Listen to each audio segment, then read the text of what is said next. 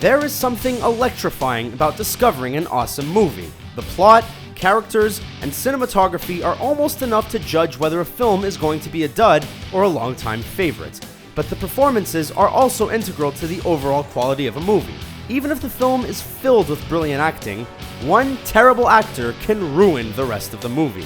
Here are 10 famous actors whose performance ruined their movies. Micky Rooney in Breakfast at Tiffany's. Breakfast at Tiffany's is a classic film starring the elegant and graceful Audrey Hepburn. It is a film that features many iconic moments, including Hepburn adorned in her black dress, pearls, and elbow-length gloves, while she eats a croissant in front of the famous jewelry store. While the film certainly took liberties with Truman Capote's novella, mostly to appeal to mainstream audiences and keep the censors at bay, it was one particular casting decision that was the most maddening.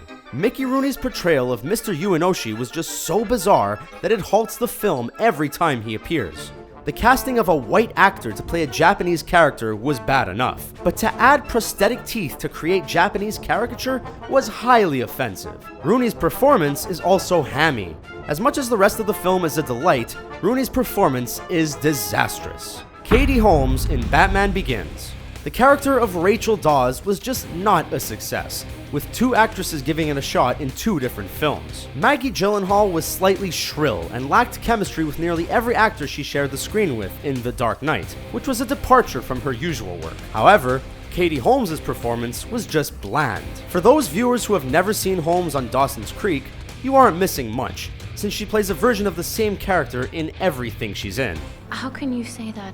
Diane Keaton in Because I Said So. The 2007 romantic comedy Because I Said So was never going to be a great movie, but Diane Keaton's performance mitigated any possibility of it being a watchable flick. Using her tired combination of zany Annie Hall mixed with an erotic female Woody Allen, Keaton forces herself into every scene with attention-seeking gusto, making the film nauseating. Mandy Moore's shtick can get exhausting after a while too, but her scenes with the charming Gabriel Macht are fun to watch. Moore's sisters are played by Lauren Graham and Piper Perabo, who are both a pleasure to watch. But once Keaton joins in, the movie falls apart. Even Stephen Collins, who is best known for his role as the unbearably preachy but well-meaning father on Seventh Heaven, a show with more bad acting than good, somehow manages to do a better job than an Oscar winner. Keaton has proved to be a fine and lovable actress in previous films, but her work in Because I Said So is just grating. Hayden Christensen in Star Wars. There is much speculation over whether Hayden Christensen can act. This mystery is undoubtedly fueled by his acting in the Star Wars films, Attack of the Clones and Revenge of the Sith. His dry robotic performance supports any theory that Christensen was not there at all and he was just computer generated. Frankly,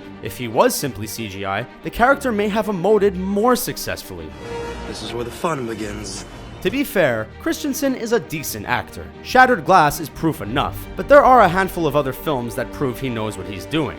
The worst part of this particularly bad performance is that it is a vital element of the Star Wars saga, since he is Darth Vader after all. Russel Crowe in Les Miserables. Russel Crowe is a fine actor and deserves his multiple Academy Award nominations, but even the most impressive thespians can get miscast in a film. Les Miserables is that film. Since the film is a musical with the actors singing live, someone probably should have let Russel Crowe know that he can't sing. Hugh Jackman, Anne Hathaway, and Eddie Redmayne have such incredible singing voices and amazing acting chops. But every time Crowe's character appears on screen, it's time for a bathroom break. Russel Crowe's performance and singing hinder the film so much that it could be the reason it lost out for the Best Picture Academy Award in 2013. Tommy Lee Jones in Batman Forever. It seems nearly impossible to outchew the scenery in a film that also features Jim Carrey, but Tommy Lee Jones somehow made it possible with Batman Forever. His portrayal of Two-Face is baffling and loud. Obviously, once Gotham's district attorney, Harvey Dent becomes the supervillain Two-Face. He may go insane, but Jones plays the character not only bonkers, but also incredibly persistent with roaring his lines. This is a movie that has Jim Carrey cackling as the Riddler, comic explosions, and a blaring soundtrack by U2 and Seal. And yet it is still Tommy Lee Jones who is the most deafening element of Batman Forever. Linda Fiorentino in Dogma. Linda Fiorentino's performance in Dogma ruins the movie, not because she's a horrid actress, but because of her inability to realistically interact with the other actors in the film. Her character should also be more interesting than the way she conveys it. Her monotone monologues feel like she believes she is in a much more serious film than she is, and her conversations with each character, and not just Jay and Silent Bob, would make you believe that her character thinks everyone around her is beneath her. Apparently, Fiorentino was exposing her real-life distaste for the film, as writer and director Kevin Smith has stated that the filming of Dogma was miserable. I beg your pardon? If Smith could have done it all over again, he would have cast Janeane Garofalo in the lead role, rather than relegating her to the minor role in which she did appear. Garofalo may have been the perfect fit amongst the rest of the Kevin Smith regulars, and a vast improvement to Fiorentino. January Jones in X-Men First Class. After watching January Jones in X-Men First Class, audiences may be wondering if Jones attended the Katie Holmes School of Board Acting. Jones is beautiful, and her performance in Mad Men as 1960s housewife Betty Draper is flawless. But her role as Emma Frost seems like a retread of Betty, which makes no sense for the comic book character. We can look past the unfortunate wardrobe that looked less Emma Frost and more fembot from Austin Powers, but when a character seems to breathe more life on the pages of a comic than with a living person acting out the character, there is little that can be done. January Jones may be stunning, but her performance as the White Queen is far from royal.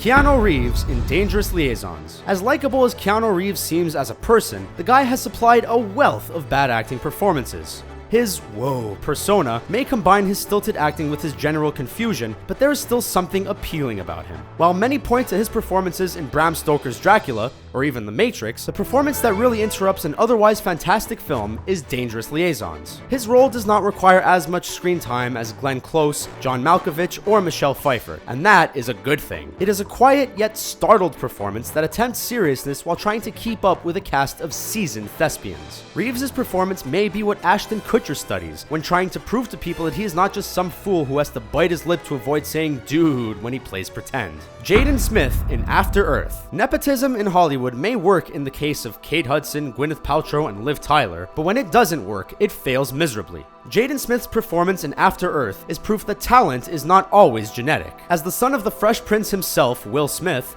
Jaden made his debut as Will's son in The Pursuit of Happiness, which required little acting. The Karate Kid remake was a slap in the face for those who grew up in the 80s, and After Earth was just a tragedy. The science fiction film was a box office hit, which is all thanks to his actual movie star father, but Jaden's presence in the film ruins any possibility of the film succeeding on any level. Poor Will continues to push for his children to work in the industry. It must be true that parents just don't understand. There you have it. What do you think of our list? Who did we forget? Let us know in the comments. Don't forget to subscribe to the Screen Rant channel to see more videos like this one. Thanks for watching.